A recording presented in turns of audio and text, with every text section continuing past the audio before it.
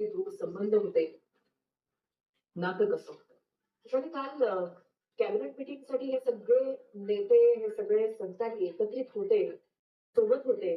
मात्र आजची सकाळ उजाडते आणि त्यानंतर काही वेळानंतर जी बातमी येते, की अजित पवार यांच्या विमानाचा अपघात झालाय, त्यांचा मृत्यू झालाय. हे खरं तर न पटण्यासारखंच. दिलदार नेता, राजकारणामध्ये तळागाळापर्यंत जनसामान्यांची नाळ जोडलेला आणि प्रत्येक कार्यकर्त्यासोबत भावनिक असा साथ घालणारा हा एक उमदा आणि दिलदार रुबाबदार असं व्यक्तिमत्व महाराष्ट्राने गमावलेलं आहे.